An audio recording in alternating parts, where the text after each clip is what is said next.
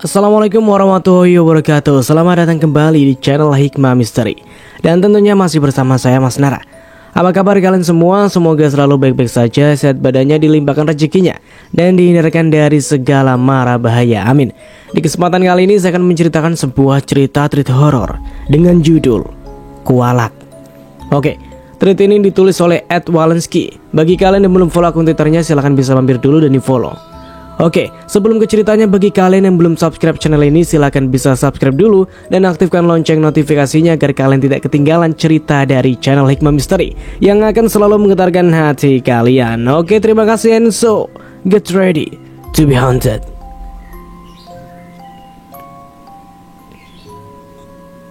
Seorang gadis nampak sedang asyik berbicara melalui ponselnya di pelataran terminal kedatangan sebuah bandara. Hai Win, aku baru sampai nih. Nanti kamu main ke rumah ya. Terdengar sepotong pembicaraannya dengan seseorang di seberang sana. Lalu seorang wanita setengah baya datang mendekat. Sarah, ayo nak, itu mobilnya sudah nunggu, ucap wanita itu. Ya udah Win, nanti disambung lagi ya. Pokoknya aku tunggu di rumah, ucap gadis itu menutup pembicaraan telepon. Keduanya bergegas menuju sebuah mobil, lalu sibuk masukkan barang bawaan mereka dalam bagasi dan segera meluncur pergi. Ya, mereka adalah Sarah dan ibunya yang baru saja tiba usai melakukan perjalanan melelahkan dari satu negara di Eropa. Sarah memang lahir dan besar di sana. Ayahnya adalah seorang pria bule yang dulu langsung memboyong ibunya Sarah untuk tinggal di negara asalnya setelah keduanya menikah. Tapi setelah sang ayah meninggal dunia setahun yang lalu, Sarah dan ibunya akhirnya memutuskan untuk kembali dan menetap di tanah air. Mereka lalu mendiami di rumah peninggalan kakeknya yang telah kosong sejak ditinggalkan tantenya yang menikah dan ikut suaminya tinggal di kota lain. Rumah ini sudah kosong sangat lama. Hai Sar, apa kabar? Teriak Wiwin begitu dia sampai di teras rumah Sarah menjelang sore. Hai, Win. Ya ampun, kamu makin cantik aja, puji Sarah lalu berpelukan erat melepas kangen. Sarah dan Wiwin adalah sahabat kecil. Wiwin yang kebetulan tinggal tak jauh dari rumah kakeknya Sarah selalu menjadi teman setia setiap kali Sarah datang berkunjung ke rumah kakeknya itu. Rencananya kamu selanjutnya gimana? Tanya Wiwin sambil mengunyah makanan oleh-oleh khas dari luar negeri yang dibawa Sarah. Belum tahu Win, tapi yang pasti aku mau cari kerja, balas Sarah. Nah, kebetulan nih, kalau kamu mau, kamu bisa melamar di tempat aku. Soalnya ada posisi yang cocok buat kamu, sahut Wiwin. Serius Win? Wah, aku mau tuh, balas Sarah antusias.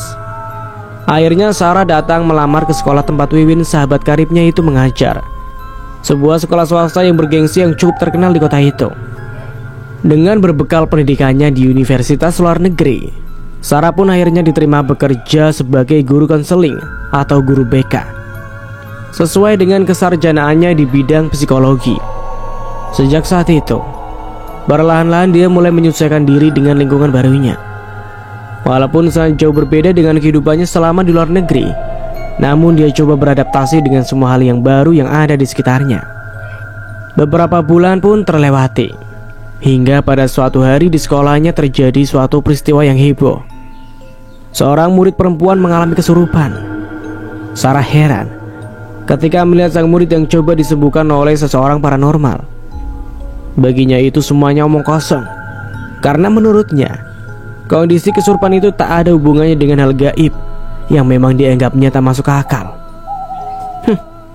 Orang sakit kok malah disembur-sembur gitu, ngaco aja, umpat Sarah ketika menyaksikan proses penyembuhan yang dilakukan oleh sang paranormal. Ya, kalau urusan dengan makhluk halus memang begitu caranya, Sar, sahut Wiwin mencoba mendebat. Alah, bullshit, hari gini kok masih percaya yang begituan, balas Sarah dengan sewot. Loh, memang harusnya gimana? Tanya Wiwin meminta penjelasan lebih. Ya harus pakai dokter dong, diperiksa dokter. Anak itu mungkin sedang terganggu psikisnya. Bisa jadi dia sedang punya masalah berat. Harusnya diajak bicara baik-baik, bukan malah disembur air, jawab Sarah dengan ketus. Wiwin cuma bisa menggelengkan kepala melihat sikap Sarah.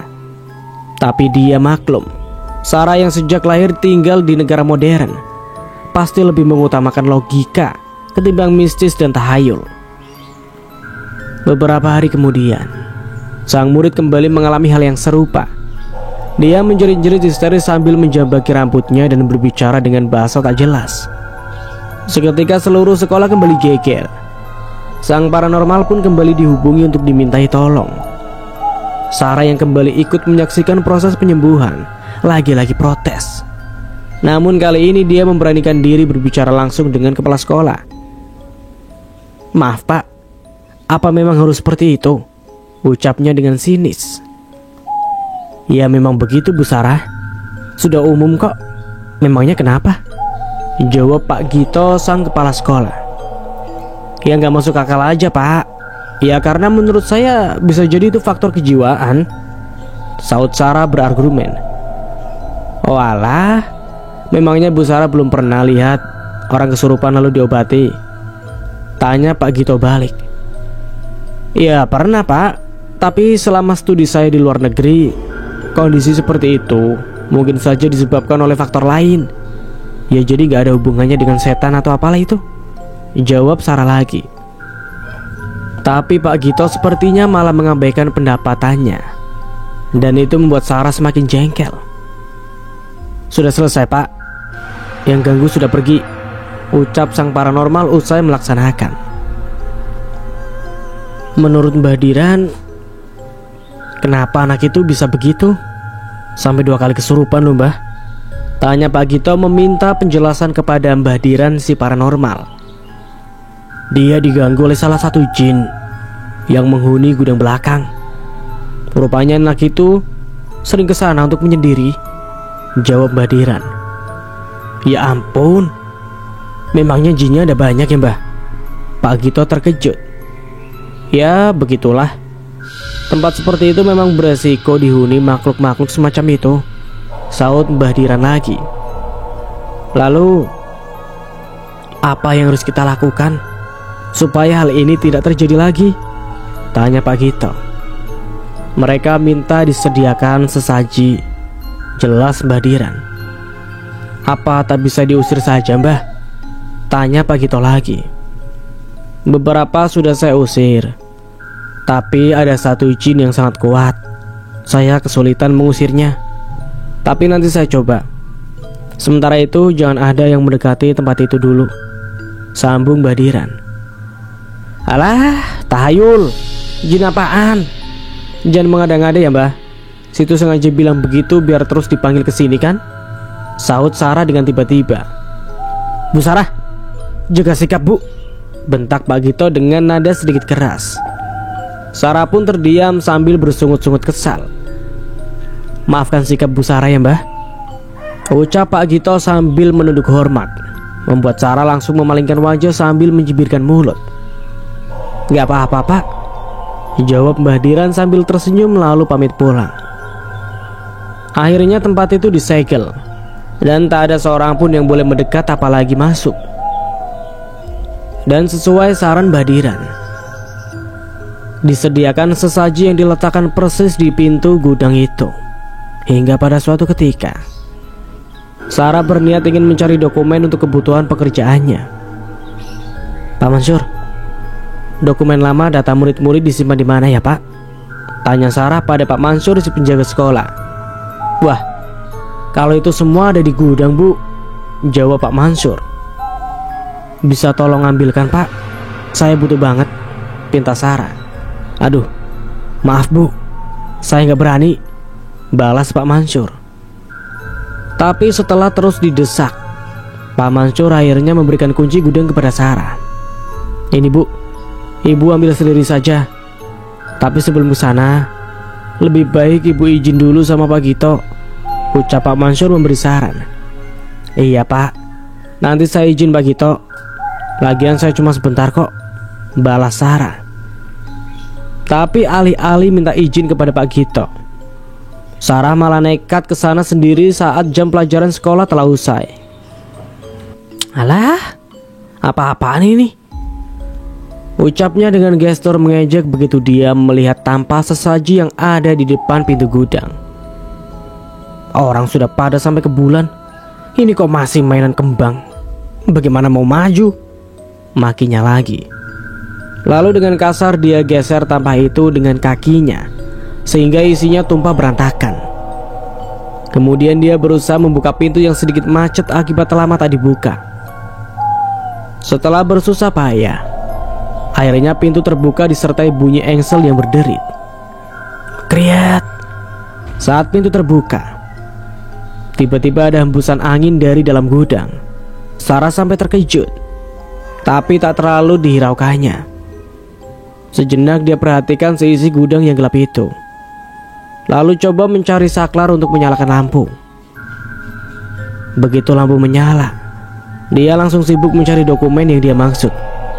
Tapi mendadak dia merasakan sesuatu yang baru kali ini dia rasakan.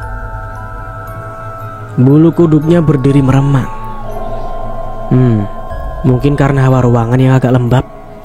Batinnya mencari alasan logis, lalu kembali sibuk melanjutkan pencariannya. Pet. Mendadak lampu ruangan mati. Dia sempat kaget. Sedikit gelagapan mendapati ruangan yang kini mendadak jadi gelap gulita. Saat dia sedang kesulitan melangkah untuk kembali mendekat ke arah saklar lampu, tiba-tiba telinganya mendengar sesuatu.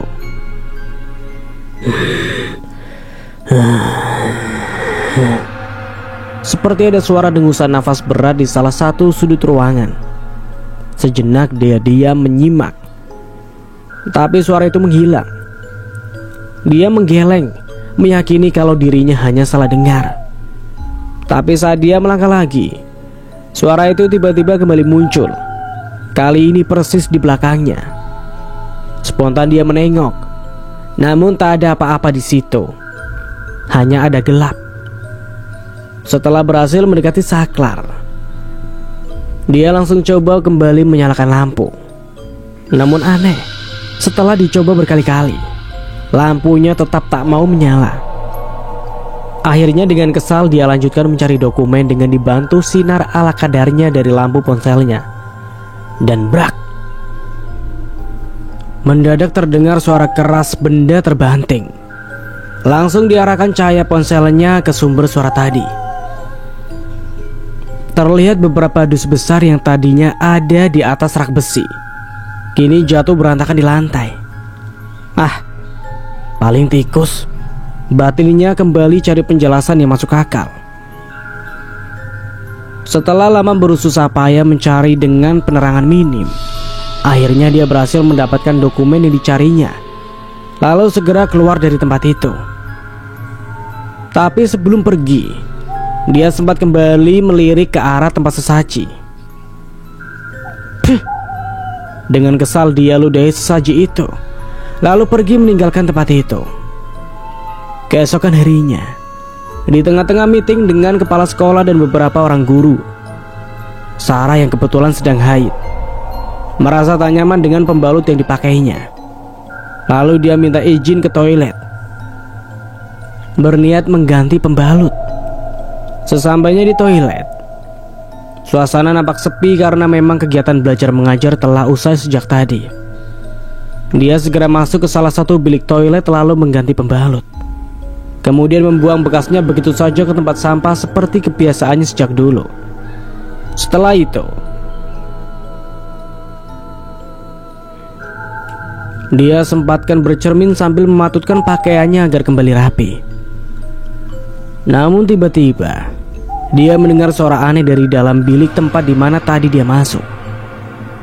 Penasaran, dia mendekat. Lalu dia fokus mendengarkan persis di depan pintu bilik.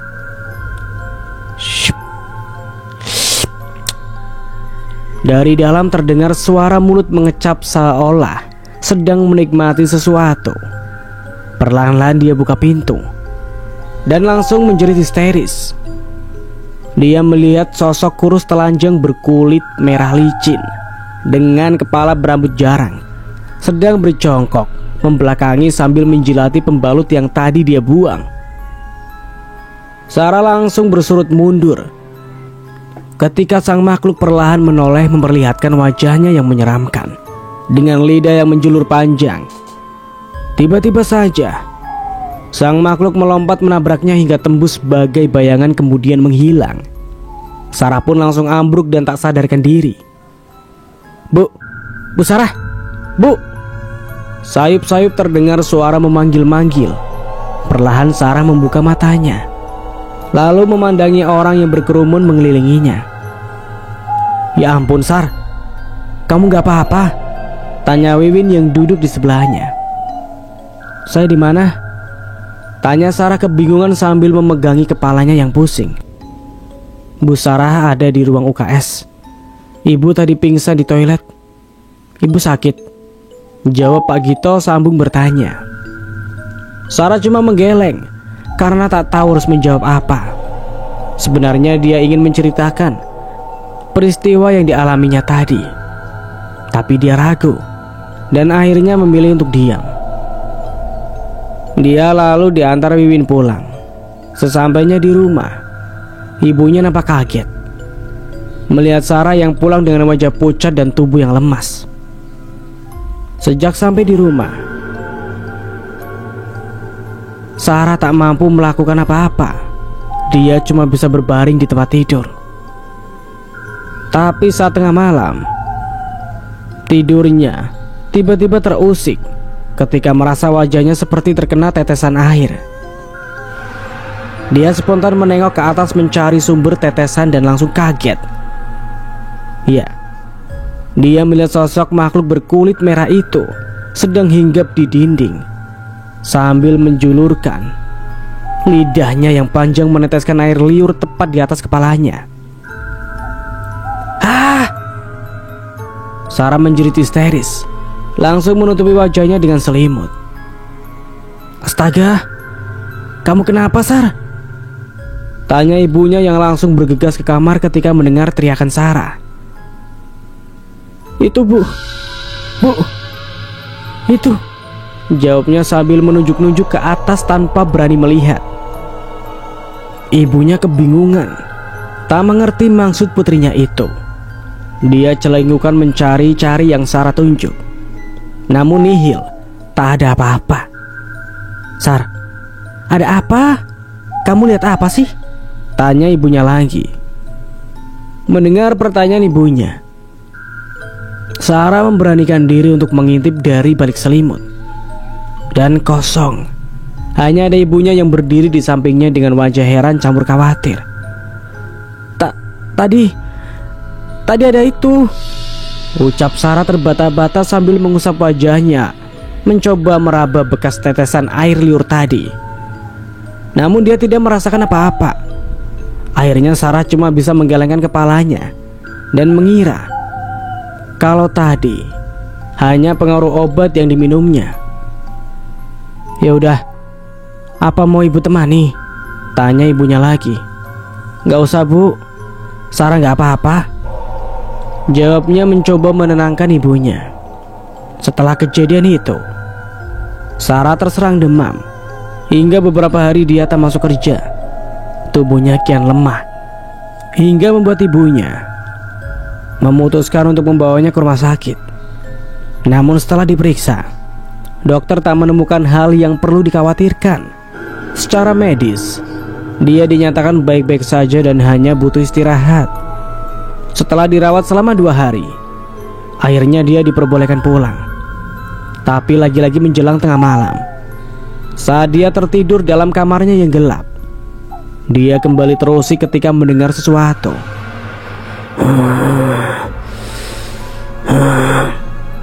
Ada suara dengusan nafas berat, persis seperti yang pernah dia dengar di gudang sekolah tempo hari. Saat dia membuka mata, dia pun langsung terpekik. Makhluk berkulit merah itu sedang berdiri terbalik di langit-langit kamar, lalu dengan cepat melayang turun hingga persis berada di hadapannya. Suara jeritan Sarah terputus ketika sang makhluk tiba-tiba saja menjulurkan tangan ke arah wajahnya. Ya ampun, Sarah! Jerit ibunya histeris ketika mendapati Sarah terbaring dalam kondisi yang mengenaskan. Gadis itu terbaring dengan jari tangan mencengkram kaku, matanya mendelik dan mulut yang menganga lebar. Secepat mungkin Sarah segera kembali dibawa ke rumah sakit. Tim medis pun heran ketika melihat kondisi Sarah. Namun setelah dilakukan serangkaian pemeriksaan, mereka kebingungan karena tak mampu menemukan penyebabnya. Segala macam cara dan teknik pengobatan telah dilakukan oleh dokter, namun hasilnya sia-sia. Sarah tak juga mampu disembuhkan. Ibunya hanya bisa menangis melihat kondisi putrinya itu. Kini Sarah cuma bisa terbaring dengan kondisi mulut yang terus menganga lebar. Tak lama kemudian, Pak Gito bersama beberapa orang guru datang untuk menjenguk. Mereka sangat kaget begitu melihat kondisi Sarah yang tak lazim dan langsung berbisik-bisik. Melihat hal itu, akhirnya Pak Gito berinisiatif untuk menghubungi Mbah Diran. Beberapa jam kemudian, Mbah Diran tiba di rumah sakit dan dia pun langsung terkejut. Lebih baik kita bawa pulang saja. Saya tak bisa mengobatinya di sini. Situasinya tidak memungkinkan, saran Mbah Diran. Akhirnya hari itu juga Sarah dibawa pulang. Kini di kamar Sarah, Mbah Diran duduk bersila di hadapan tubuh Sarah yang terbaring di atas ranjang. Kalian semua tunggu di luar. Jangan buka pintu sebelum aku keluar, pinta Mbah Diran. Lalu semua pun menurut dan menunggu di luar dengan rasa was-was. Dan brak, terdengar suara keras menghantam dari balik pintu. Tapi semua orang yang ada di situ tak berani berbuat apa-apa. Pergi kamu! Terdengar teriakan Mbah Diran dari dalam kamar, disusul oleh suara-suara benturan seperti orang sedang berkelahi. Tak lama kemudian, Mbah Diran membuka pintu. Lelaki itu nampak kelelahan dan kesakitan sambil memegangi dadanya. Bagaimana Mbah? Anak saya kenapa? Tanya ibunya Sarah dengan penasaran. Gadis ini rupanya diganggu oleh jin penghuni gudang itu. Makhluk itu marah karena gadis ini menantangnya, jelas Mbah Diran. Astagfirullah. Semua yang hadir menyebut hampir bersamaan. Lalu bagaimana Mbah? Apa bisa diusir? Tanya Pak Gito. Sulit, sangat sulit. Jin itu sangat kuat. Ketahuilah, mulut Sarah terus menganga seperti itu karena rahangnya sedang dicengkram oleh jin itu, jelas Mbah Diran. Ya ampun. Semua yang hadir teriak kaget, langsung bergeser menjauh karena takut. Saya mohon Mbah, tolong bantu anak saya, pinta Ibu Sarah memelas. Maaf Bu, ini di luar kemampuan saya. Tapi nanti saya akan coba hubungi kawan saya. Semoga dia bisa membantu, jawab Mbah Diran menawarkan solusi. Keesokan harinya, Mbah Diran datang kembali bersama Ki Anom, kenalannya yang juga seorang paranormal. Kembali dalam kamar Sarah dengan didampingi Mbah Diran, Ki Anom duduk bersila di hadapan Sarah yang kondisinya kini kian memprihatinkan. Gadis itu terbaring dengan lemah, matanya sayu dan mulut terbuka lebar meneteskan air liur tiada henti hingga harus ditutupi dengan kain. Kini dalam duduknya, Ki Anom nampak sedang berbicara sendiri menggunakan bahasa aneh. Wajahnya sangat tegang dan mendadak Sarah bangun, langsung kelojotan lalu dengan anehnya melakukan gerakan kayang di atas ranjang. Ki Anom coba mendekati Sarah, tapi langsung terpental mundur. Berkali-kali dia coba mendekat, namun selalu kembali terpental. Nampak keringat mengucur deras di wajahnya yang keriput. Nafasnya terengah-engah. Dari posisi kayang dengan gerakan patah-patah, Sarah lalu berdiri hingga tegak kaku. Kini matanya melotot ke arah Ki Anom dengan mulut yang masih menganga lebar. Ki Anom mencoba fokus kembali sambil melakukan gerakan-gerakan aneh seperti jurus silat. Selangkah demi selangkah dia kembali maju, mendekat dengan kaki yang bergerak berat menyeret di lantai. Sampai akhirnya dia berhasil berdiri tepat di depan Sarah yang seolah tengah menunggunya. Dan Ki Anom kaget ketika mendadak tangan Sarah mencekik lehernya, kemudian mengangkat tubuh lelaki itu tinggi-tinggi dengan satu tangan. Tangan Ki Anom menggapai-gapai. Melihat hal itu, Mbah Diran langsung merapalkan mantra pada segelas air putih dan langsung disemburkan ke wajah Sarah. Sarah menjerit keras hingga cengkramannya terlepas. Sesaat dia gontai mundur ke belakang. Ki Anom yang kini telah terbebas dari cengkraman lalu bergerak maju dan langsung memegang kening Sarah, yang membuat gadis itu kembali meraung dengan keras. Ki Anom terus menekan telapak tangan kanannya di kening Sarah hingga gadis itu perlahan-lahan berlutut. Lalu dengan gerakan-gerakan yang terasa teramat berat, telapak tangannya mengusap wajah Sarah dari arah kening sampai ke dagu.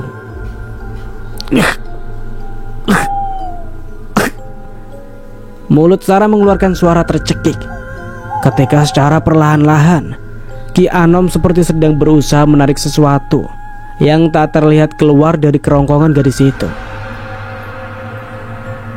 "Ambil kendinya, cepat!" pinta Ki Anom yang nampak sedang menggenggam sesuatu. Mbah Diran, ia pun langsung bergegas memberikan yang Ki Anom minta. Ki Anom seperti memasukkan sesuatu dari genggamannya ke dalam kendi, lalu segera menutupnya rapat-rapat. Kendi itu langsung bergetar hebat hingga hampir lepas dari tangan Ki Anom. Namun pria tua itu cepat-cepat merapal semacam mantra-mantra aneh, lalu ditiupkan ke arah mulut kendi. Mendadak kendi itu berhenti bergetar, dan Ki Anom bergegas membungkusnya dengan secari kain putih. Sesaat kemudian Sarah muntah-muntah dan langsung terkulai lemas. Tapi akhirnya mulutnya kini sudah bisa kembali menutup.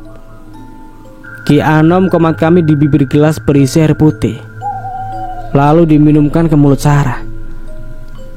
"Alhamdulillah," ucapnya sambil menyeka keringat yang membasahi wajahnya. Akhirnya Ki Anom dan Mbah Diran keluar dari kamar yang langsung disambut pertanyaan dari Bu Sarah. "Bagaimana, Ki?" tanya wanita itu dengan khawatir. "Sudah selesai. Jinnya sudah saya taruh di dalam kendi," jawab Ki Anom sambil memperlihatkan kendi di tangannya. Ibu Sarah langsung mundur ketakutan. "Lalu Sarah bagaimana?" tanyanya lagi. "Dia akan baik-baik saja, tapi kemungkinan dalam beberapa hari tubuhnya akan terasa nyeri. Tapi itu wajar, akibat berhari-hari ketempelan makhluk halus," jelas Ki Anom. Selanjutnya Sarah dimandikan air kembang untuk menghilangkan sisa-sisa pengaruh negatif dari jin itu. Gadis itu nampak kelelahan, wajahnya terlihat sayu, namun sorot matanya menunjukkan kalau dia telah kembali normal. Setelah semuanya selesai, Ki Anom dan Mbah Diran pun sambil pamit dan berpesan agar segera dihubungi dia bila terjadi sesuatu. Dan begitulah, setelah beristirahat selama beberapa hari, kondisi Sarah berangsur pulih. Namun kini dia lebih banyak diam. Gadis itu rupanya sangat syok. Kejadian itu sedikit banyak telah mengubah pandangannya tentang hal gaib. Kini dia jadi lebih berhati-hati dalam bersikap dan berbicara. Namun akibat trauma dan kejadian itu, akhirnya Sarah memutuskan untuk berhenti mengajar di sana. Dan demi menghindari hal-hal yang tidak diinginkan, gudang sekolah itu akhirnya dibongkar dan disulap menjadi perpustakaan. Dan sejak saat itu Tak pernah lagi ada hal-hal aneh yang terjadi di sekolah itu. Dan cerita pun selesai. Oke, semoga kita bisa mengambil hikmahnya dari cerita di atas. Dan selalu ambil sisi positifnya dan buang negatifnya dari semua yang telah terjadi. Iya, dan dari saya mohon maaf bila ada salah kata atau dalam penyampaian cerita. Akhir kata, wassalamualaikum warahmatullahi wabarakatuh. Sampai jumpa di video berikutnya.